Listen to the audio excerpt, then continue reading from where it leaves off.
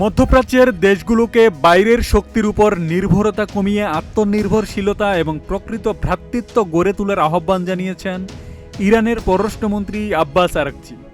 তিনি বলেছেন, ইরানের সশস্ত্র বাহিনী বিশ্বের সবচেয়ে ব্যয়বহুল ও উন্নত সামরিক শক্তির মোকাবেলা করার সামর্থ্য প্রমাণ করেছে।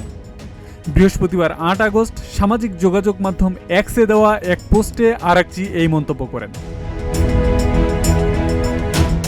তিনি লেখেন, ইরানের শক্তিশালী সশস্ত্র বাহিনী বিশ্বের সবচেয়ে ব্যয়বহুল সামরিক বাহিনীর বিরুদ্ধে তাদের প্রস্তুতি, সক্ষমতা এবং শক্তি প্রদর্শন করেছে।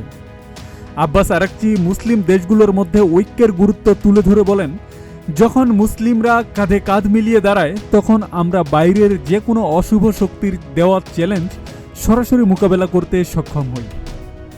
এই অঞ্চলে বর্তমান ভূরাজনৈতিক পরিস্থিতিতে আঞ্চলিক দেশগুলোর নিজেদের শক্তির উপর ভরসা করার সময় এসেছে বলে তিনি জোর দেন।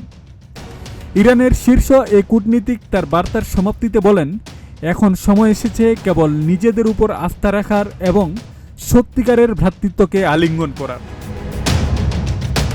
আব্দুস সালাম, প্রজন্ম 24।